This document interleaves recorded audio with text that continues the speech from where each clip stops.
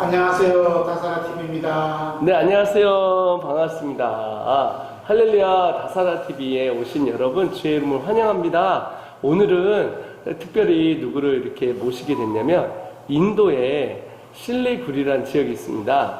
인도 땅이 이렇게 생겼거든요. 이렇게 돼 있습니다. 이렇게 돼 있는데 이렇게 가야지? 이렇게 가야 되나? 이렇게 가야 되거든요. 네, 이렇게 되는데 그곳에서 함께 사역하시는 그곳에서 사역하고 계신 우리 선교사님 모셨습니다.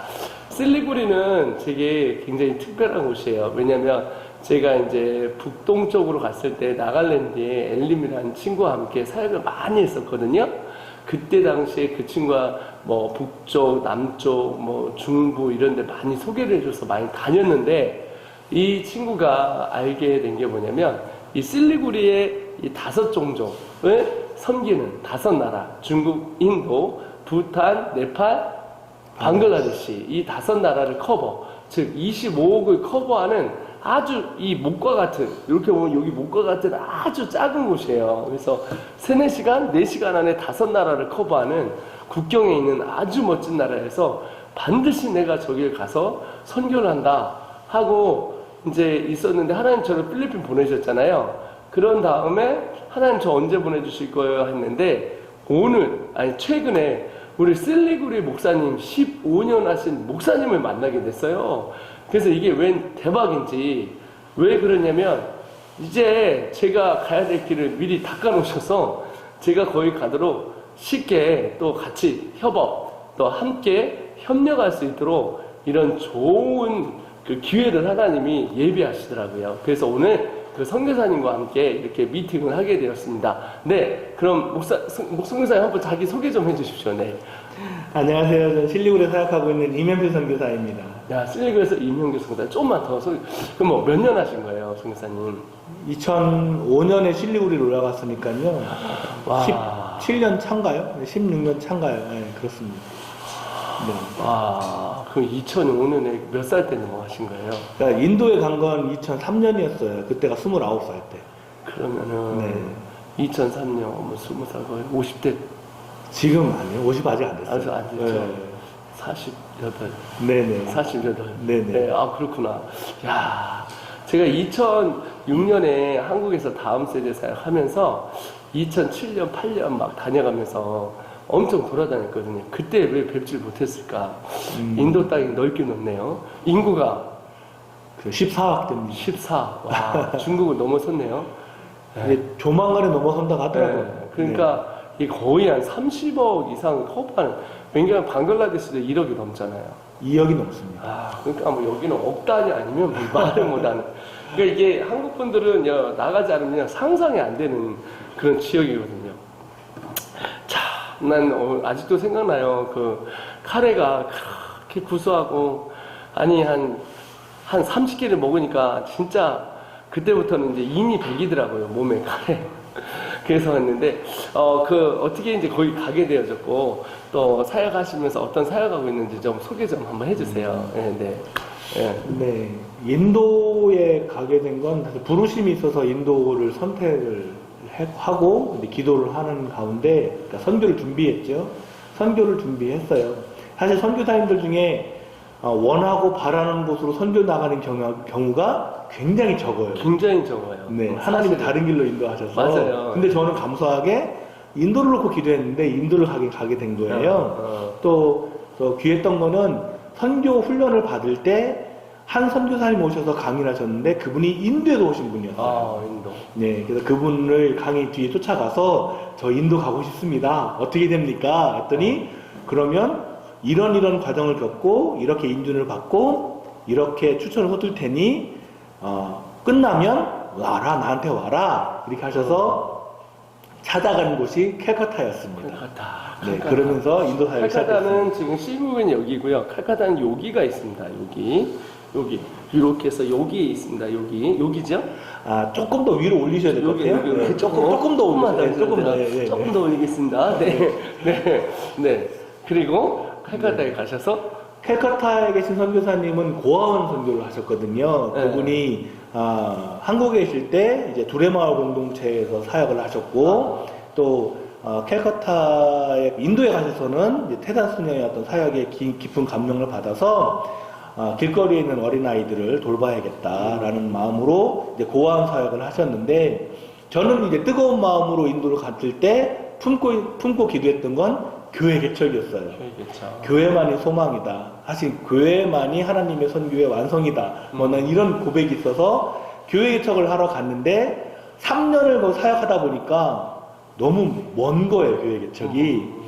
10살짜리, 9살짜리 키워서 언제 교회 개척을 합니까? 라는 생각이 마음에 드는 거예요.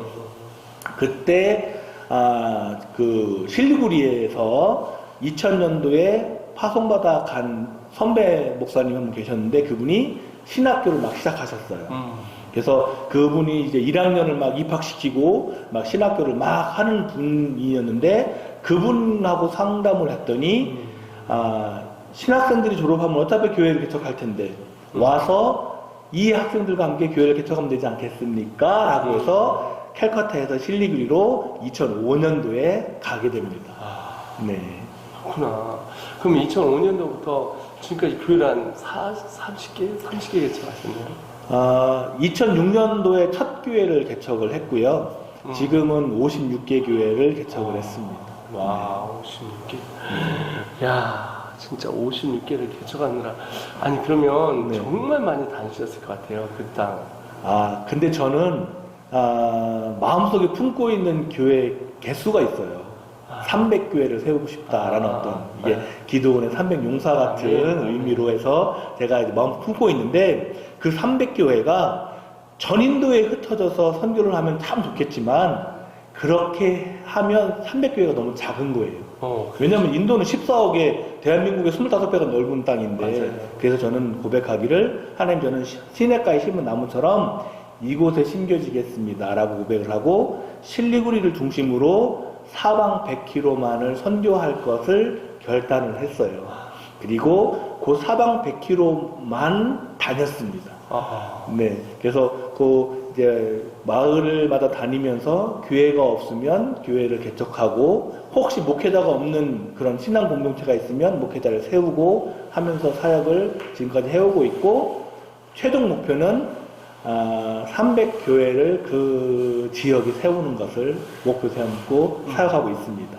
그 네. 목사님, 그 아까 네. 그 대한민국의 25배라고 하는데, 아니, 남북한 합쳐서 25배 아닐까요? 그렇죠. 그렇죠. 네. 대한민국은 반쪽이니까. 네. 대한민국에 제가 알기로 거의 한 70배 되는 걸로 알고 있는데. 그렇죠. 남북한 합쳐서 그 정도 되고요. 그렇죠.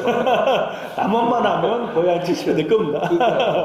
하여튼, 그래서 제가 이제, 인도 땅 다니는데, 야, 진짜, 가본 사람만 알고요. 그거는, 제가 이제 그 얘기는 그만하고, 인도 땅. 와, 정말 기차를 타는데, 아니, 막 달리는데, 막 20, 30km로 가는데, 야, 그 언제 만들어졌냐? 그랬더니 100년 전에 만들어진 기차가. 그렇죠. 150년 됐습니다. 기차 150년.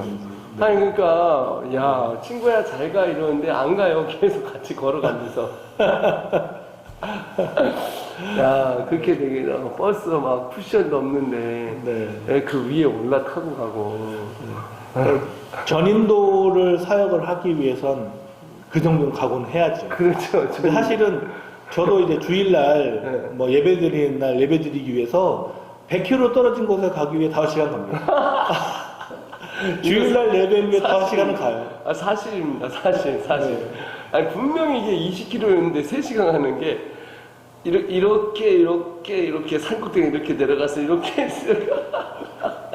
근데 여기서 소리 지르면 여기가 들려요. 그러게요. 나갈랜드 가니까 여기서 소리 지르면 여기가 들리는데 여기서 이렇게 가는데 3시간 걸리더라고. 야, 진짜, 나는 정말, 근데 그 땅이 너무 가고 싶은 거예요.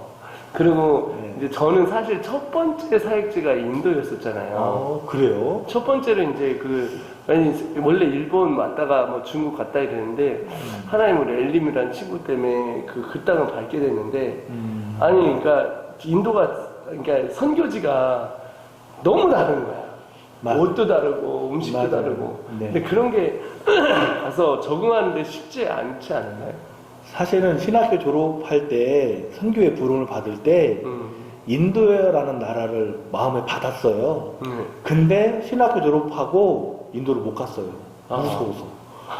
아, 인도 가면 죽을 것 같은 느낌에 막 사람들이 막 축창 찌를 것 같은 느낌인 거예요. 그렇죠. 그래서 인도를 못 가고 친한 선배가 있는 필리핀에 갔습니다. 바탕가스 지역에 있는 그 선배님 밑에서. 바탕가스 저희가 3시간 분이 한 거예요. 네네. 거기서 이제 뭐 어차피 뭐 선교가 중요하지 인도가 중요하냐 뭐 이러면서 사실은 필리핀에 갔는데 필리핀에 가니까 인도가 눈에 들어오더라고요.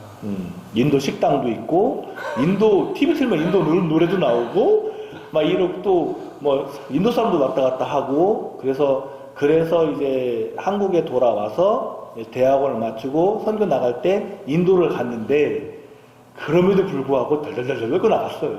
얼마나 힘들었는지 아내를 데리고 나갔기 때문에 표는 못했지만 야 캘커타 그 공항에 한 새벽 한 2시쯤 떨어졌는데 불빛이 하나 없는 거예요. 길거리에. 그래서 와 정말 내가 여기서 살아남을 수 있을까? 그런 고민을 했었다는 거예요. 제가 아직도 생각나는 게 칼가다에 제가 2008년도에 내렸는데 야 인천공항하고 칼가다공항은 와 정말 깜짝 놀랐어요. 그 하얀 옷, 그 사람 인도 사람들 하얀 옷에 네. 이제 남자들 바지. 네네. 그런데 얼굴이 다 까만 거야. 안 보여요? 안 보여요. 새까마요. 근데 다 똑같아. 네. 근데 길에 막 휴지들 막 소 돌아다니고 나는 거기서 처음에는 여행사에서 표를 끊었는데 엑스포호텔인가 거기를 가자는 거예요. 아, 나 납치당하는 거야. 하는데 싼 게 끊어진 거예요. 우리나라. 맞아요. 그러니까 방이 2만원짜리인가 15,000원짜리 같거든요. 네. 야, 이걸 트는데, 이 에어컨이 트나 안 트나 똑같아. 그렇게 더운데 땀 진짜 한데. 근데 막 소가 그 쓰레기통에서 수십 마리가 막 해먹는 거예요. 근데 이 사람들이 그 사이를 찾아가서 소가 있는데 소가 안 비켜요. 그냥 15분 동안 또 기다리는 거예요. 그래갖고 거기를 이렇게 뚫고 들어가서 가는데 야 이거 납치당하는 거 아닌가. 근데 그런 데를 뚫고 가는 거잖아요. 자녀들 데리고. 그때 이제 큰아이가 8개월 때. 아. 네. 8개월 때. 지금 대학생이 됐네요. 제가 봤다니까요. 네. 네. 춘천 감리교에 가서 네, 목사님처럼 애가 참 그렇구나. 근데 그거를 가면서 사모님하고 어떻게 동의하고 가셨어요?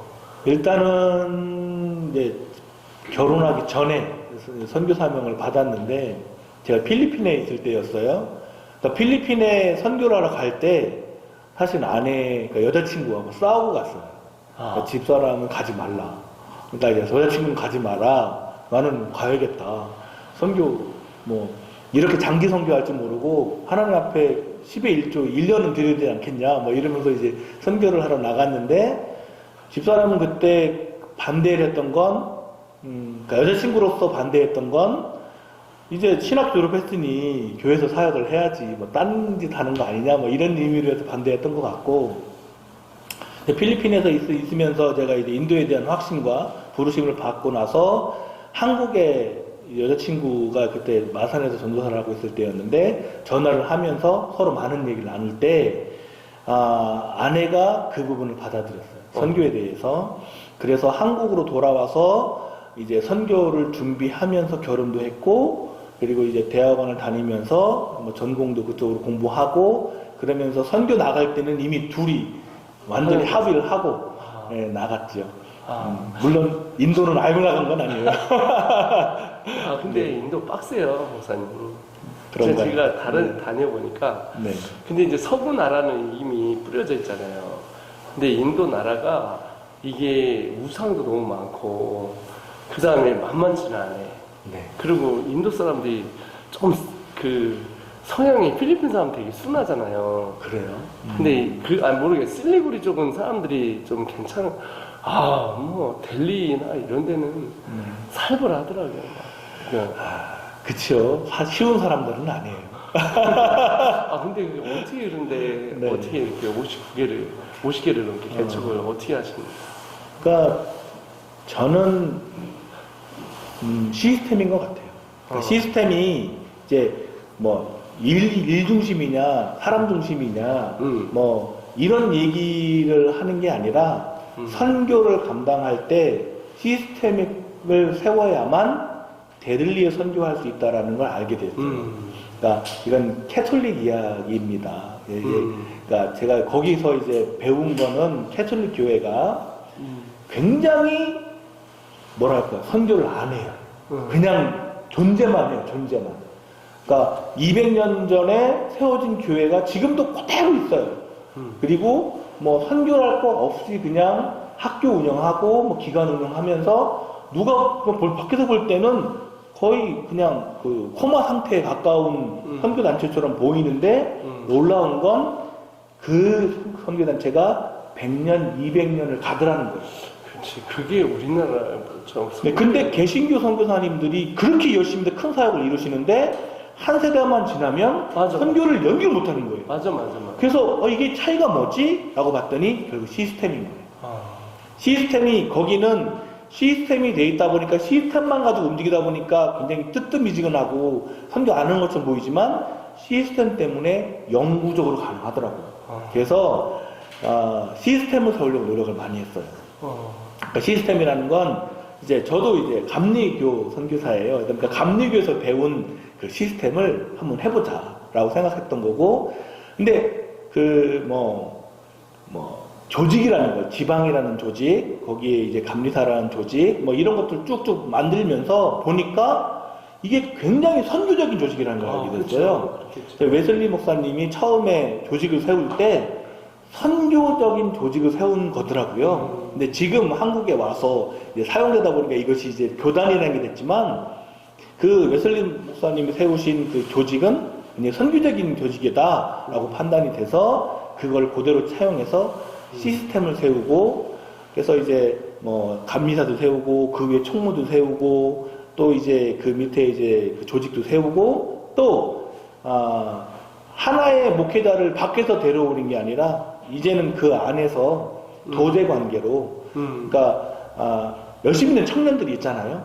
그 청년들을 키워서 그 담임 목사가 그 청년들을 키워서 스승과 제자 사이를 만들어서 그 청년들을 어디 먼 곳으로 보내는 것이 아니라 그 담임 목사님이 목회하는 그 지역의 다른 수많은 마을들에 지교회를 개척해 나가는 형태로 해서 교회를 개척해 나가다 보니 교회 숫자도 이제 많아지고 또 이게 시스템이 있다 보니까 통제도 가능하고, 그리고 이제 가장 큰 건 위기 상황이 왔을 때 위기 상황을 극복할 수 있는 뭐 이런 경우가 있었어요. 목회자 한 가정이 헌신을 해서 아주 귀한 열매를 맺은 지역이 있었는데 가정에 문제가 생긴 거예요.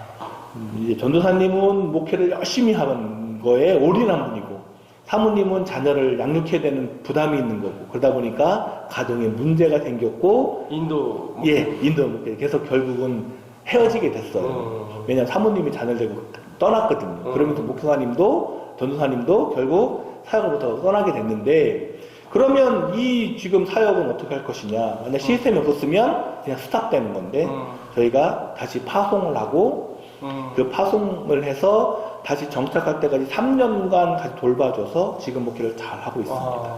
그러니까 이런 게 시스템인 것 같아요. 그 너무 대단하네요. 그러면 목사님이 지금 나이가 지금 48이신데 그러면 한 20년 더 30년 더 사역하면 이거 진짜 말씀 그대로 300개 교회가 세워지겠네요. 저는 믿습니다. 네. 왜냐하면 사실은 1개, 2개, 3개 할 때는 굉장히 어려웠거든요. 그치. 그래서 한 10년을 했는데 13교회를 개척을 한 거예요. 그때는 마음에 내가 교만했구나. 교회 개척이라는 게 쉬운 게 아닌데. 왜냐하면 교회를 개척을 한다고 해서 끝나는 게 아니라 교회가 교회답게 세워져야 하기 위해서 필요한 것들. 그렇죠? 교회가 그냥 간판만 세운다고 되는 게 아니잖아요.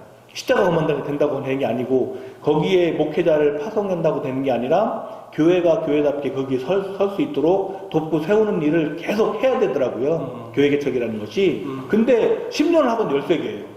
야, 이거 어떡하나. 이거 300개 내가 교만했다. 그래서 하나님께 기도하기를, 하나님, 제 큰아들이 바울인데 데를리어 하면 어떻게 안 될까요? 뭐 이런 타협도 할 정도로 처음에는 그 교회 개척이 쉽지 않았는데 놀라운 건 그 13개가 15개가 되고 18개가 될 때까지는 굉장히 더뎠는데 그 교회들이 그 지역에 자리를 잡고 교회가 교회답게 서고 나서 그 처음에 개척했던 그 전도사가 목사가 되고 목사가 그 지역의 시니어가 되고 그 후배들을 또 이끌어 제자를 이끌어 나다 보니 이게 처음에는 목회자 한 명 한 명을 파송을 해야 되는데 지금은 그 지역의 담당 목사님이 그 지역을 껴안아서 교회를 더 많이 개척하게 된 거예요. 예, 그러니까 그러면 지금 그런 분들이 나가고 이럴 때는 재정에 대한 자립이 돼서 나가는 건가요? 아니면 좀 본부에서 좀 도와주시는 건가요? 재정 얘기를 아셔서 제가 말씀드리면 목회자의 사례 재정은 세 부분으로 나눠져 있어요. 세 부분 나눠져 있는데 하나는 어쨌든 목회자의 모든 생활을 위해선 헌신해야 됩니다. 성도들에게 저희가 11조 가르치고 성미를 가르쳐요. 대부분 초신자들이기 때문에 잘 따라합니다. 성미는 목회자의 말 그대로 생계가 직결된 부분이고 11조는 이제 어떤 교회 운영에 대한 어떤 그런 부분이 커요. 근데 교회가 연약하고 작으니까 이게 충분하지가 않아요. 그러면 지금 이 교회에 충분하지 못한 재정의 상당 부분을 그 지역을 담당하고 있는 마더처치가 있잖아요. 마더처치에서 일부분 담당합니다. 그러니까 이 목회자를 파송한 건 그 마더처치예요.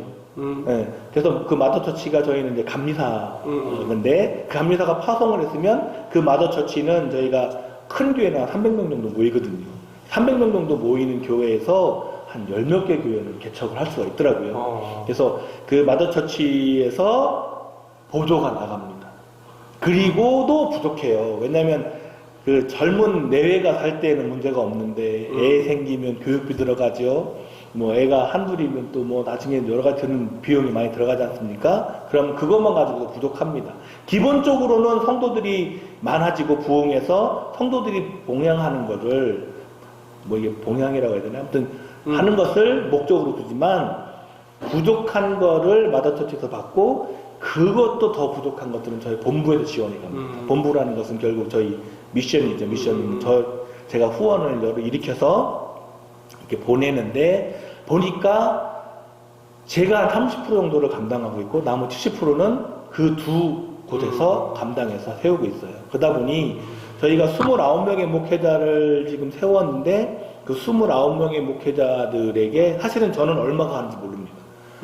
그러니까 저희가 본부에서 재정 준비를 해요. 매년 조금 증감도 하거든요. 늘리기도 하고 줄기도 하면서 재정을 이제 매월 이렇게 보내면 그거를 가지고 총무 목사님이 총무가 있어요. 저희 총무가 있고 밑에 이제 3명의 감리사가 있고 그 감리사 밑에 또 총무가 있어요. 이렇게 그 헤드죠. 헤드가 결정을 해서 저희가 보낸 본부에서 지원된 거를 거기에서 나눕니다.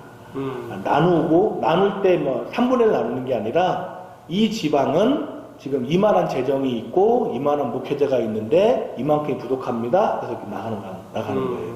이렇게 해서 이제 재정이 마련되면 그것을 가지고 이제 감리사가 이제 총회장이죠. 노회장이 감리사가 그 목회자에게 사례를 주는 게 아니라 교회에 보내면 교회가 그걸 모아서 자기들이 헌신한 물질과 노회 그 지방에서 온 물질과 뭐 이런 거를 해서 이렇게 하는 굉장히 그 디테일하게 잘 잡으시다. 근데 그게 감리교회에서 원래 그렇게 하는 건가요? 아니면 목사님이 그렇게?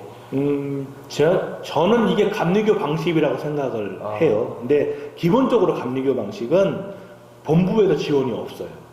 본부 지원 없이 모든 것은 성도가 부양하는 것을 첫 번째 원칙을 하고 있는 것으로 알고 있습니다. 근데 선교지에서 이제 막 교회를 개척했는데 2가정, 3가정 한 10명 나오는 그곳에서 뭐 부양하기 어렵잖아요. 그러면 처음에 개척할 때 뭐 목회자의 방 하나 얻어준다든지 아니면 예배 투소를 마련한다는 것들은 본부에서 이렇게 지원하고 이제 그리고선 끊임없이 도전을 주는 거죠. 부흥해야 된다. 헌신해야 된다. 우리가 우리의 신앙은 거저가 아니다. 이래가지고 이제 저희 성도들이 11조하고 성미를 하면 그것으로 목회자를 부양을 합니다. 그래서 저희가 이거 금액을 말씀드려도 되는지 모르겠는데 저희가 4개의 학교와 29명의 목회자의 어떤 생활비 지원과 센터 운영과 뭐 이런 거를 다 해서 채 300만 원이 안 들어갑니다. 네.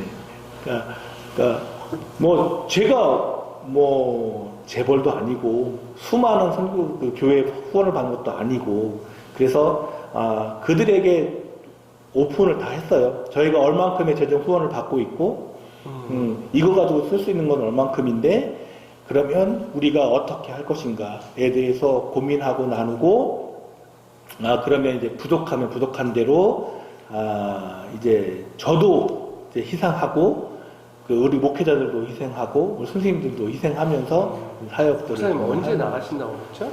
저는 내일 출국합니다. 네. 또 언제 들어오시죠? 모르죠. 네. 코로나 때문에 네. 미리 알았으면 저희 하여튼 저희가 방송에 한번 타게 했어야 되는데 내가 왜 기쁘게 타게 했어야 되는데 저 나가셨었어요? CTS 한번 나왔었습니다. 그러니까 네네네. 언제 나오셨어요? 그게 2018년도인가요? 네. 18년 12월에 나갔던 것 같은데. 네네네. 그렇구나. 근데 하여튼 제가 일단 저도 3년 6개월이 남았으니까요. 3년 네네. 3년 한 4개월이 남았으니까 저도 많이 준비를 하고 여기 사진 우리 박정훈 목사님도 미디어 팀에서 잘 준비해갖고 네. 제가 일단은 가서 지금 한 4-5군데 공동체가 있어요. 네, 그렇게 하는데 근데 이제 제가 갈 때는 이제 제 아내도 이제 아내를 필리핀에 박아놓고 이제 돌아다닐 건데 그때 당시 해야 될 일이 너무 많겠네요. 그래서 목사님 너무 존경스럽고 이게 더 많은 걸 물어보고 싶은데 이게 길어지니까 영상이 그러니까 이제 오늘 여기까지 해야 되고 근데 하나 확실한 건 뭐냐면 제 입장은 정말 아니 내가 가고 싶어하는 길을 주님이 다 닦아놨구나 사람을 통해서. 그리고 저는 이게 목사님 그 얘기 하셨잖아요. 그 아까 전에 저하고 얘기 때 나무처럼 해서 이렇게 그 지역을 하고 한다는데 저는 이제 동원사역이더라고요. 해보니까 제가 동원사역하고 그러니까 여기 있는 사람을 이쪽으로 빼고 왜냐면 거기 있는 사람들 선교를 해야 되니까 선교를 이쪽으로 빼고 이 사람 이쪽에 집어넣고 이렇게 하더라고요. 이제 그렇게 하신 그러니까 제가 이제 해야 될 사역들이고 그래서 그런 부분을 정말 같이 쓰리구리에 있는 지역에 5나라지 않습니까? 네. 거기에 부탄 선교도 네. 부탄도 할 수 있고 부탄은 완전 뭐 청정 지역이지 않습니까? 그렇죠. 선교지로서는 거의 백지예요. 백지예요. 네. 그림대로 쓸 수 있는 거죠. 이 인구가 얼마 되죠? 한 70만 됩니다. 네. 작아요. 네. 완전 거의 미전도 종족인데 거기에서 그런 사역들을 하고 있는 분들하고도 되게 만나고 싶고 진짜 벵갈 1억 명이 넘는 네. 그리고 진짜 할 일 진짜 많네요. 오셔서 보시면 그러니까 전 그래요. 저희 실리구리가 뭐 다른 선교지를 폄하하는 게 아니라 정말 중요한 곳이구나. 그럼요. 이게 이렇게 해서 여기 그래서 5개국 4시간 안에 다 커버하죠. 네. 그래서 4시간. 지금 추방을 당한 뒤로 지금 네팔에서도 사역을 하고 있는 이유가 네팔에서 사역이 가능한 이유가 실리구리 자체가 국경이다 보니 저도 네팔 국경 넘어서 바로 옆에거든요. 네. 그러니까 지금 인도와 네팔 비자를 동시에 쓰고 있어요. 관광 비자를. 인도는 6개월, 네팔은 5개월, 한국에 한 1개월 정도 있는 걸로 해서 이렇게 해서 지금 시스템을 맞춰놨어요. 그래서 인도에서는 지금 맞춰놓은 이 조직을 가지고 이제 해나가고 있고 아까도 말씀드렸다시피 제가 올해 인도를 못 들어갔잖아요. 그러니까 작년에 나와서 1년 넘게 못 들어갔는데도 교회는 6개가 더 개척이 됐고 세례주니가 177명이에요. 놀랐어요, 저도. 그래서 왜 이렇게 많았을까? 사실 이거를 우리 목회자들하고, 우리 헤드들하고 서로 이야기를 나눴는데, 가장 큰 이유가 뭘까? 영어로 하세요? 힌두어로 하세요? 우리 사역자들하고 벵갈어로. 네네. 그러니까 어떤 이유 때문에 이렇게 우리가 큰 결과를 얻었을까? 왜냐면 그 전에 1년에 한 30명, 40명 세례를 주기도 힘들었거든요. 근데 올해는 작년에 92명, 올해는 117명. 어떻게 큰 역사를 이뤘을까라고 했을 때 우리 목회자들이 헤드들이 하는 말은 두 가지였어요. 첫 번째, 저희가 이 코로나 기간 동안에 한 것 중에 하나가 쌀나눔이었거든요. 저희 처음에는 성도들과 함께 그 성미 모아가지고 그 동네 사람들, 가난한 사람들 나눠주고 이런 일을 했어요. 저도 좀 보내고 저 성도들이 모아서 같이 나누고. 근데 나중에 이게 장기간 되니까 성도들이 먹을 게 없는 거예요. 그래서 저희가 좀 여기서 펀딩을 만들어가지고 한 500명씩 이렇게 보내면 쌀포대로 따지면 한 250포, 그러니까 먹을 수 있는 가정은 한 400가정 정도 먹을 수 있는 거를 마련해서 저희 그 교회 안에 가정들에게 나누려고 보냈거든요. 근데 놀라운 건 한국에서 왔잖아요. 그거를 원래는 한 가정당 15kg, 20kg씩 받아야 되는데 그걸 안 받고 5kg씩 자른 거예요. 잘라서 한 가정에 5kg만 받고 나머지 15kg를 마을 사람으로 나눈 겁니다. 그러니까 그거는 제가 결정한 게 아니에요. 저희 목회자들과 성도들이 결정한 거예요. 너무 멋있다. 네. 그렇게 해서 작년에 3번, 올해 4번 이렇게 했거든요. 이게 전도의 문인 거예요. 그러니까 외국에서 물질이 와서 막 한 게 아니고 그 성도들이 자기의 곳간을 털어서 이게 한 그런 헌신이 있다 보니까 마을 사람들이 알아요. 그래서 수많은 사람들이 이제 주님께로 왔고 이게 첫 번째 이유고 두 번째는 나라에서 교회에서 못 모이게 막았어요. 나라에서 교회에서 못 모이게 철저하게 막았거든요. 작년 올해. 그랬기 때문에 목회자들이 각 가정을 방문해서 예배를 드렸어요. 그러니까 교회에서 못 모이지만 가정에서 예배 드리는 건 개인적인 신앙이기 때문에 막지 않았거든요. 그러다 보니까 가정에서 예배를 드리고 뭐 하루에도 몇 번씩 일주일 내내 목회자들이 돌면서 예배 드렸거든요. 그러다 보니까 전도가 된 거예요. 네. 그러니까 뭐 믿지 않았던 가족 그리고 믿지 않았던 옆집 누구를 전도하게 된 거예요. 그러면서 올해 이렇게 큰 결과를 냈다라고 거기에서 결론을 내려주더라고요. 근데 저는 거기다 하나를 더 보탰어요. 그게 뭐였냐면 그냥 그건 자랑이 아니라 저희 목회자들 중에 탈락한 애도 있거든요. 작년 올해 어려우면서 목회가 어렵고 왜냐면 못 모이니까 먹을 게 없고 가정은 부양해야 되니까 그런 부담감 때문에 떠난 목회자들이 꽤 있습니다.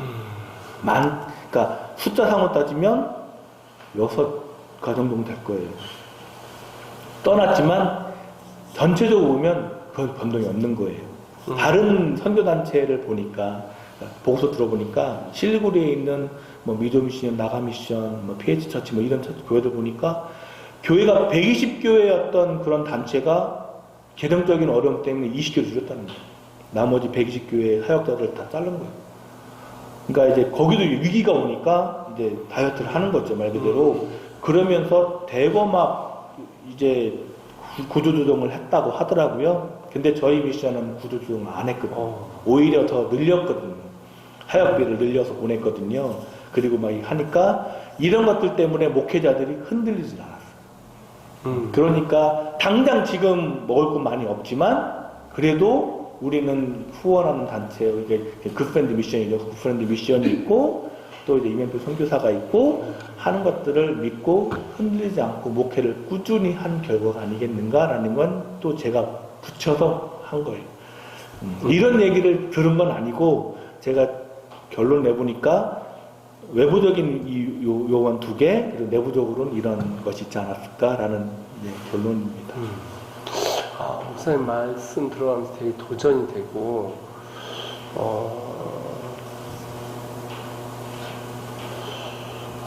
하나님이 저를, 또 이제 저는 IM 선교회 대표를 3년 4개월 동안 은퇴를 해요. 그리고 이제 대륙을 만들어 가는 거거든요. 그 우리 권역장들이 나가는 거죠. 5대양 목대주니까. 저도 중국 갔는데 중국은요 헌금을 안 한대요. 그래요? 은혜 받은 만큼 한대요. 헌금통이 없어요. 네. 그래갖고 이제 은원 신학교라고 300명 정도 되는 신학교인데 거의 진짜 그분이 대단한 게 배추 아줌마였는데 사형리를 배추 그 쌓인 저 보다가 예수를 믿은 거예요. 근데 1년 딱 전도하니까 1200명이 된 거예요. 혼자 마당 앞에. 그래갖고 신학교 시작했는데 한 20-30명 되니까 이제 못하게 하려고 막더래요. 계속 하니까 감옥에 쳐넣더래요. 그래서 감옥 갔는데 그걸 다 보고만 시킨 거예요. 이분이 나와갖고 감옥에 있는 애들 다 나오는 애들마다 이제 자기 신학교 다 들어오는 거예요. 그래갖고 다른 성으로, 다른 주로, 여기로 있는 다른 주로, 다른 성으로 쫓아보냈는데, 거기서 또 전도하고, 복음 전하고, 부흥이 일어나고. 그러니까 이게 한 바퀴 돌고 하니까 300명이 돼서, 교회가 저절로 300개가 세워졌대요. 왜냐면, 여기서. 그러니까, 야, 나는 정말 거기 가서 진짜 얼마나, 난 정말 진짜, 아니, 1월달이니까 마이너스 17도가 되는데, 지금 여기도 지금 이렇게 있는 거예요. 이게 바닥이 시멘트 바닥인 거야. 전기도 안 나와요. 왜 전기도 안 나오냐면은 끊어버렸어. 국가에서. 이 공장 바닥이에요. 시멘트 바닥인데. 그런데 거기서 자면서 집회를 하면서 1년 한 달에, 그러니까 세 달에서 2주 정도는 오더라고요. 그때 제가 특강 강사로 갔거든요. 그런데 그분들이 돈이 어디 있겠냐고. 그 개척교회에. 근데 이제 4박 5일을 집회를 했는데 은혜 받으면 된다. 그분도 깜짝 놀란 거예요. 그때 당시에 헌금이 4박 5일 동안 헌금이 3천만 원이 나왔어요. 자기가 아무래도 300만 원뿐이 안 나온대요. 나 헌금 얘기도 안 했어. 근데 인도에서 막 인도 사람들 이렇게 사역한다. 네. 돌 맞아 죽는다. 막 버텨라. 감옥, 그러니까 이게 눈물바닥에 드는 게 감옥 갔다 온 사람 딱 손들라고 하니까 4분의 1이더라고요. 고백이 있구나. 정말 뭐 그때는 눈물바닥 나와서 감옥 갔다 그러니까 이제 거기서 막 다 펑펑 울고 끌어안고. 근데 이분들이 정말 신기한 게 뭐냐, 마지막이요. 그 3천만 원 헌금에서 다른 선교지도 보내달라고. 야, 그분들이 그 고백을 하더라. 그래서 제가 어떤 생각했냐면, 이 중국 사람들을 내보내줘야 되겠다. 다른 선교지로. 그래서 내가 그 일을 하려고 그래요, 저는. 그래서 나갈랜드 그 친구한테도, 그 친구가 되게 높은 고위직에 있거든요. 들어가면, 야, 그 친구가 내가 불러다가, 그래서 양재 힐프리추니티에다 시키고, 박사학위를 연세대 신학박사를 뭘 했냐면요. 미전도 종족을 어떻게 복음할 건가. 그걸 박사학위를 시켰어요. 그러니까 이 친구가 선교에 대해서 박사학위 썼잖아요. 그러니까 이 친구는 어떤 생각을 하냐면, 나갈랜드를 애들을 어떻게 내보낼까만 생각해요. 근데 이게 아시잖아요. 그 소수민족이어가지고 이 코큰 애들한테 안 밀려서 한참 밀려요. 덩치도 작고. 그러니까 이제 그걸 어떻게 뚫어낼 것인가. 근데 저는 제가 우리 애들 데리고 한국 애들 데리고 미국 가잖아요. 애들 뚫어내더라고. 이 뉴욕 바닥에서 애들이 이게 코납작하고 눈 찢어지고 이 키 작은 애들이요. 이 막 흑인 백인 가릴 거 없이 전도하고 막 나가서 퍼포먼스 하고 우리 애들 지금 뉴욕 쓸고 있거든요. 근데 내가 그걸 보면서 뭐냐면 영성이다. 그러니까 미국 분들이, 백인 분들이 저를 불러서 사역할 때는 영성이거든요. 그러니까 저도 생각한 게 뭐냐면, 뜨거운 영성을 가지고 참 가는 게 되게 중요하겠다. 근데 그래서 막 진짜 부사님 만나니까 나 빨리 가고 싶어요. 빨리 가고 싶은데 출금 직원이 있잖아요. 빨리 기다리세요. 1년만 끝나면은 출금도 풀리고 한 2년 걸릴 것 같아요. 그래서 가서 기도하는 거 진짜 한 3월 달에 풀어주면 난 비행기 타면서 펑펑 울 것 같아. 진짜 목사님 가신다. 한편으로는 아이고 고되겠다. 한편으로는 부럽다. 왜냐면 선교사는 선교지에 가야 돼. 이게 뭐 하는 거냐고. 지금 코로나로 막. 근데 제가 하는 사역은 제가 보니까 선교사를 돕는 게 제 사역이더라고요. 그러니까 저는 목사님 뵈면서, 선교사님 뵈면서 이제 잘하고 계시잖아요.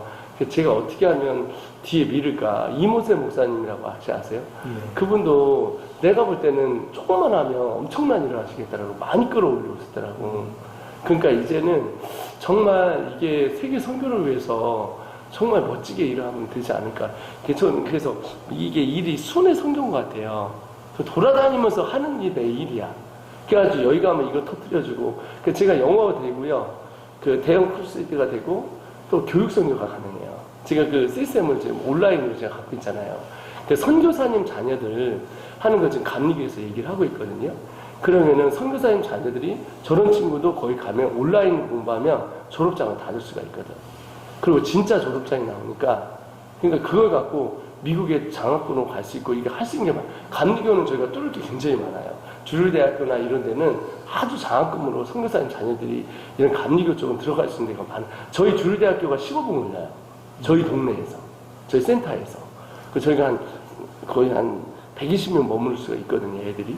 그러니까 이제 그거 더 지으면 돼요. 근데 참 그걸 보면서 하여튼, 야, 가시는, 내일 몇 시에 가십니까? 저는 내일 밤 12시 비행기예요. 아, 그렇구나. 네. 애들 놓고 가야 되니까. 간절하겠네요. 사모님 거기 계시죠? 네. 아, 그럼 넷째가 거기 있고? 아니에요. 다 여기 있어요. 다 여기 있어요? 네. 작년에 다 대구 들어왔어요. 넷째가 몇 살이에요? 5학년이요. 아, 네. 야, 5학년을 놓고 가신다. 할머니가 보는 건가요? 형하고 누나가 보는 거죠. 네. 아, 정말 선교사 사는 게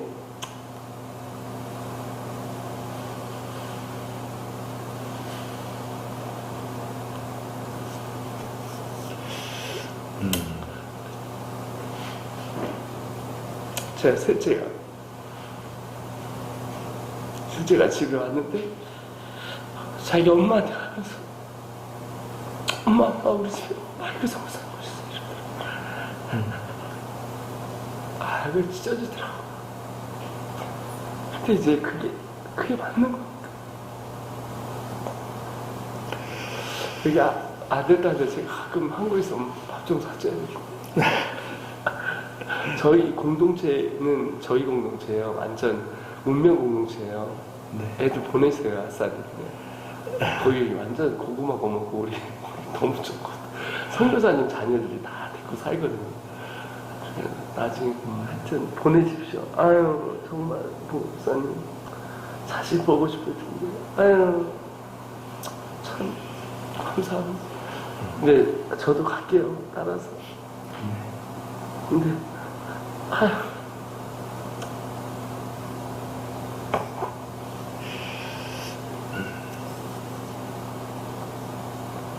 한편을 부럽기도 하고 저 최고 죽겠어요.